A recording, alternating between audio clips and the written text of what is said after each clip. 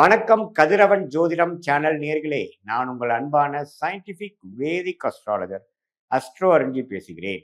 நல்லது நினைப்போம், நல்லதே நடக்கும். இப்ப பாருங்க, இந்த வீடியோவில் நம்ம என்ன பார்க்க போறோம்னா, பிப்ரவரி மாதம் 2026 ஆண்டின் 2வது மாதம் எத்தகைய ஒரு மாதமாக மேஷ ராசிக்காரர்களாகிய உங்களுக்கு இருக்க போகுது. கோச்சார அமைப்பு எப்படி இருக்கு, ராசியதிபதி எப்படி இருக்கிறார், ஆண்டு கிரகங்கள் எப்படி இருக்கிறது, மாத கிரகங்கள் எப்படி இருக்குது, இதனால எது மாதிரி ஒரு தாக்கத்தை, இது என்னதான் இருந்தாலும் ஒரு பொதுவான பலனா இருந்தாலும் எது மாதிரி ஒரு தாக்கத்தை கொடுக்கும் அப்படிங்கிறத நம்ம கொஞ்சம் சயின்டிபிக் வேதிக் அஸ்ட்ராலஜி முறையில, அறிவியல் சார்ந்த முறையில, அந்த ஒளி அமைப்புல பாவகிரகங்கள் சுபகிரகங்கள் நல்ல தருணத்தை கொடுக்கக்கூடிய சுபகிரகங்களும், ஒரு தகாத ஒரு சிரமமான ஒரு அமைப்பை கொடுக்கக்கூடிய பாவகிரகத்தோட அமைப்புகள் எல்லாமே மேஷராசிக்காரருக்கு கோச்சாரத்துல டிரான்சிட் அஸ்ட்ராலஜி என்று சொல்லப்படுகிற மாறிக்கொண்டே இருக்கக்கூடிய பிளானட்ஸ், நம்ம பூமியும் சுத்துது, பிளானட்ஸும் நம்ம பூமியை சுத்துது, ரெண்டு எல்லாம் சேர்ந்து சூரியனை சுத்துறோம். ஸோ அதெல்லாம் அமைப்பு அந்த கர்மாவின் அடிப்படையில், அந்த ஒளித்தத்துவ அடிப்படையில் நம்மளுடைய வாழ்க்கை சம்பவங்கள் எப்படி ஓப்பன் அப் ஆகுது அப்படிங்கிறத நாம மேஷராசிக்காரர்களுக்கு பிப்ரவரி மாதம் எப்படி இருக்கக்கூடிய தாக்கங்கள் இருக்குங்கிறத நம்ம பார்க்க போறோம். இப்ப பாருங்க, ஆண்டு கிரகமாகிய குரு 3ஆம் இடத்திலே நீடித்திருக்கிறார். சனி 12ஆம் இடத்திலிருந்து விரயசனியாக நீடித்திருக்கிறார் பிப்ரவரி மாதம் முழுவதும்.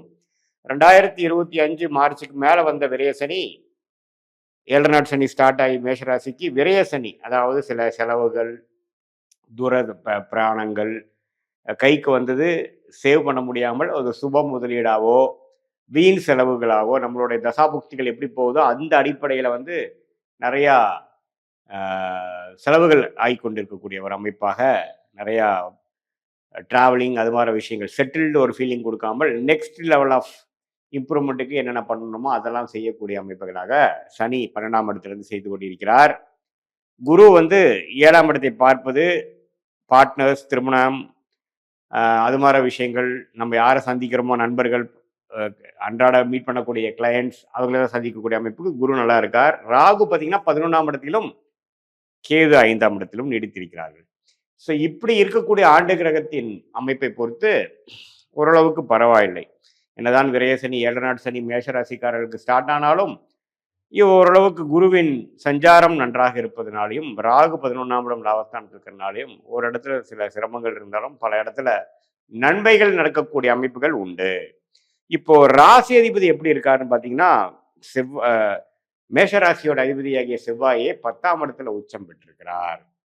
பிப்ரவரி மாதம் ஸ்டார்ட் பண்ணுறப்பவே உச்சம் பெற்று சூரியன், சுக்கிரன், புதன் எல்லாமே பார்த்தீங்கன்னா 10ல் இருக்காங்க. ஸோ மேஷராசிக்காரங்க நிறைய அவங்க செய்யக்கூடிய வேலை, செய்யக்கூடிய தொழில், மாணவர்களாக இருந்தாலும் சரி, அவங்க செய்யக்கூடிய படிப்பு விஷயங்கள், ஹையர் ஸ்டடீஸ் விஷயத்தை எல்லாத்துலேயுமே நம்ம ஃபோக்கஸ்டாக, உத்வேகமாக, கடுமையாக போராடக்கூடிய இருக்கக்கூடிய அமைப்பாக இந்த பிப்ரவரி மாதம் இருக்கு. இதில் பாருங்க, அப்படியே பிப்ரவரி 13க்கு அப்புறம் சூரியன் 11ஆம் இடத்துக்கு போறார்.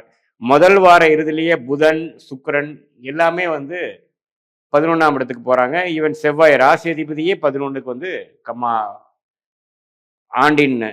மாதத்தின் கடைசி வாரத்துல போறாங்க. ஸோ 10ஆம் இடத்திலிருந்து 11ஆம் இடம் மாறக்கூடிய அமைப்பு, 11ஆம் இடத்துக்கு போய் குருவின் பார்வை கிடைக்கக்கூடிய அமைப்பு. என்னதான் ராகுவோட சேர்ந்தாலும் குருவின் பார்வை கிடைக்குது.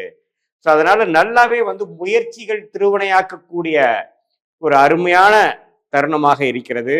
மேஷராசிக்காரர்களாகிய நீங்கள் என்னென்ன முயற்சிகள் எடுக்கிறீங்களோ, உங்களுடைய நீங்கள் ஒர்க் பண்ணுற டிபார்ட்மெண்ட்டில் நீங்கள் என்னென்ன துறையில் இருக்கீங்க, அல்லது நீங்கள் ஒரு தொழில் பண்ணுறீங்க, அதில் கொஞ்சம் டெவலப்மெண்ட் ஓரியன்டாக பார்க்குறீங்க, எக்ஸ்பேன்ஷன் பார்க்குறீங்க, கொஞ்சம் டேர்ன் ஓவர் இன்க்ரீஸ் பண்ணுறது, கிளைகள் போடுவது, சில ப்ராடக்ட்ஸ் இன்க்ரீஸ் பண்ணுறது, புதுசாக தொழிலில் இறங்குறது, இது எல்லாமே கொஞ்சம் நல்லாவே வேகமாக எல்லாமே சேர்ந்து நமக்கு அமைஞ்சிருச்சுங்கிற மாதிரி அமைப்புகளை கொடுக்கக்கூடிய அமைப்பு. என்னதான் கொஞ்சம் சிரமங்கள் இருந்தாலும் கடைசி வெற்றி அடையக்கூடிய அமைப்புகள், நம்மளால எதிர்பார்த்துட்டு இருந்த தருணம் வந்துருச்சு, எல்லாமே கடகடகடன் வேகமா செய்யறங்கிற மாதிரி ஒரு நல்ல அமைப்பை கொடுக்கக்கூடிய தருணமாக இருக்கு. சில பேர்த்துக்கெல்லாம் பார்த்தீங்கன்னா கொஞ்சம் சைடு இன்கம் வர்றது, கரெக்டாக அந்த வாய்ப்பு தேடிட்டு இருந்த வாய்ப்பு, அருமையான ஒரு பதவி உயர்வு கிடைக்கிறது, டக்குன்னு வேலை மாறி நல்லா ஜம்ப் ஆகுறது.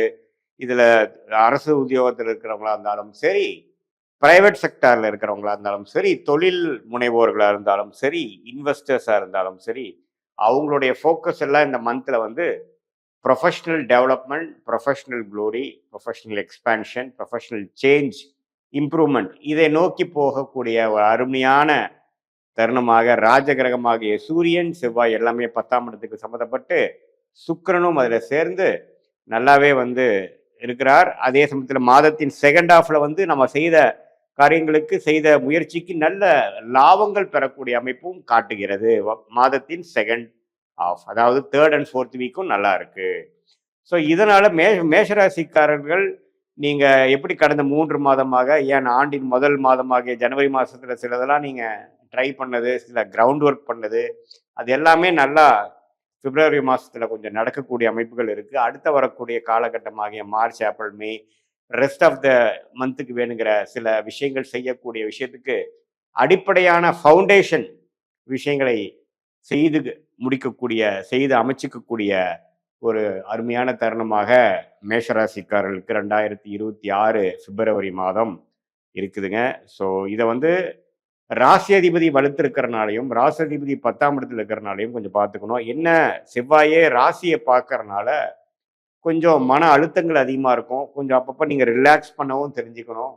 ஒரே விஷயமும் நீங்கள் உங்களுடைய வேகத்துக்கு நடக்கலைன்னா கொஞ்சம் பொறுமையாக இருந்து தான் ஜெயிக்கணுங்கிறத மறந்துடக்கூடாது. ஏன்னா மேஷராசிக்காரர்களே எடுத்தமா கவுத்தமான்னு இருக்கக்கூடியவர்கள், அதிக வேகம் இருக்கக்கூடியவர்கள். ஏன்னா நெருப்பு ராசியாக இருக்குது. செவ்வாயின் ஆதிக்கம், அது செவ்வாய் 10ஆம் வீட்டில் உச்சம் பெற்று 4ஆம் பார்வையாக ராசியிலே பார்க்கும்போது சில கோபதாபங்கள், இரிட்டேஷன், ஃப்ரஸ்ட்ரேஷன், உங்களுடைய நினைச்ச மாதிரி நடக்கலைன்னா அதுக்கு வேணுங்கிற ரியாக்ஷன், அது எல்லாமே கொஞ்சம் எமோஷ்னலாக கொஞ்சம் தூக்கக்கூடிய அதிகமாக வரக்கூடிய கண்ட்ரோல் இல்லாமல் போகக்கூடிய அமைப்புகள் உண்டு. அதனால பொறுமையாக இருந்து இந்த சிச்சுவேஷனை உங்களுக்கு சாதகமாக அமைத்து கொண்டு அது மூலமாக எதிர்காலத்தை நல்லபடியாக நீங்கள் அமைச்சுக்கணும் அப்படிங்கிறது நான் உங்களை கேட்டுக்க விரும்புகிறேன். இது வந்து ஒரு பொதுவான ஒரு பலனை தவிர உங்களுடைய ஜென்ம ஜாதகத்தில் என்ன தசாபுக்திகள் போய்கொண்டிருக்கிறது, ராஜயோக திசைகளா, என்ன லக்னத்துல பிறந்தீங்க, மேஷ லக்னத்திலே பிறந்தீங்களா அல்லது வேற வேற லக்னத்துல பிறந்தீங்களா, அந்த லக்னத்துக்கு இப்ப நடக்கக்கூடிய தசாபுக்திகள் எதுமாற ஆதிபத்தியத்தை கொடுக்கக்கூடிய அமைப்பு, அந்த கிரகங்கள் உங்க ஜாதகத்துல எப்படி இருக்கு அப்படிங்கிறதெல்லாம் பார்க்கும் பொழுது இன்னுமே துல்லியமாக நம்ம சொன்ன இந்த பிப்ரவரி மாத பொது பலனையும் மிக்ஸ் பண்ணி பார்க்கும் பொழுது எந்த நேரத்துல எது நடக்கும், எவ்வளவு வேகமா நடக்கும், எவ்வளவு டிலேவோட நடக்கும், எப்படி நடக்குங்கிற மாதிரி விஷயங்கள்லாம் நம்ம தெரிந்து அது மூலமாக நம்ம வாழ்க்கையில் எடுக்கக்கூடிய முடிவுகள் எடுக்கலாம். அதுக்கு பிறந்த தேதி, பிறந்த நேரம், பிறந்த தேதி மட்டும் நீங்கள் அனுப்பிச்சிங்கன்னா அதில் நம்மளுடைய ஆரோஸ்கோப், உங்கள் ஆரோஸ்கோப் போட்டு நம்மளுடைய கன்சல்டேஷன் அப்போ இந்த சொன்ன கோச்சாரமும் இந்த உங்களுடைய தசாபுக்திகள் ஜென்ம ஜாதகத்தில் வரக்கூடிய தசாபுக்திகளையும் மிக்ஸ் பண்ணி சேர்த்து வைத்து பார்க்கும் பொழுது அடுத்த வரக்கூடிய ஷார்ட் டேர்ம் 3 to 4 months எப்படி இருக்கு, அடுத்த வரக்கூடிய மீடியம் டேர்ம் என்று சொல்லப்படுகிற 8 மாதத்திலிருந்து 1 வருடம் எப்படி இருக்கு, அடுத்து வரக்கூடிய லாங் டேர்ம் ஒரு 2 to 3 years அல்லது 5 years 10 years வரைக்கும் பேட்டர்ன் எப்படி போகுது, எது மாதிரி ட்ரெண்டு போகுது, எந்த டைம்ல நமக்கு பிரேக் ஒரு நல்ல பிரேக் கிடைக்கும், எந்த நேரத்தில் அதிக ரிஸ்க் எடுக்கலாம், எந்த நேரத்தில் அடக்கி வாசிக்கலாங்கிற மாதிரி சில நல்ல நுணுக்கமான சில விஷயங்கள் உங்கள் ரியாலிட்டி எப்படி போயிட்டு இருக்குங்கிற சிங்க் பண்ணி நம்ம ஜாதகத்தில் வரக்கூடிய அந்த நெளிவு சுழிவுகளை பார்க்கும் பொழுது நம்ம வாழ்க்கையில் நம்மளுடைய கர்மாவின் அடிப்படையில் எப்படி நமக்கு பிராப்தங்கள் இருக்குதோ அதுக்கு நம்மளுடைய லைஃப் கோல்ஸை அலைன் பண்ணிட்டோம்னா எந்த விதத்திலையும் எதிர்நீச்சல் போடாமல் வீண் சமய விரயங்கள், வீண் பண விரயங்கள் இதை எல்லாமே தவிர்த்து தக்க நேரத்தில் தக்க முயற்சிகளை செய்து நம்மளுடைய பிராப்தங்களுக்கு நிகரான முயற்சிகளை அந்தந்த டைம்லைன்ஸில் நம்மளுடைய ரோல் பிளேயிங் செய்யும் பொழுது எளிதில் வாழ்க்கையில் எதிர்நீச்சல் போடாமல் எளிதில் நம்மளுடைய குறிக்கோள், அதாவது வேலை மாற்றமாக இருந்தாலும் சரி, கல்யாண விஷயங்களாக இருந்தாலும் சரி, படிப்பு விஷயமா இருந்தாலும் சரி, தொழில் மேன்மையான விஷயங்களாக இருந்தாலும் சரி, ஹெல்த் ரிலேட்டடான விஷயங்களாக இருந்தாலும் சரி, குழந்தைகள் விஷயமா இருந்தாலும் நம்ம அந்தந்த நேரத்தில் எப்படிங்கிற நல்ல முடிவுகளை எடுத்து வாழ்க்கையில் சயின்டிஃபிக் வேதிக் அஸ்ட்ராலஜி மூலமாக நம்மளுடைய லைஃப் பொட்டன்ஷியலை மேக்சிமைஸ் பண்ணி நம்மளுடைய வாழ்க்கை குறிக்கோளை அடைய முடியும் என்று சொல்ல விரும்புகிறேன். மீண்டும் மற்றொரு காணொலியில் சந்திப்போம். நன்றி, வணக்கம்.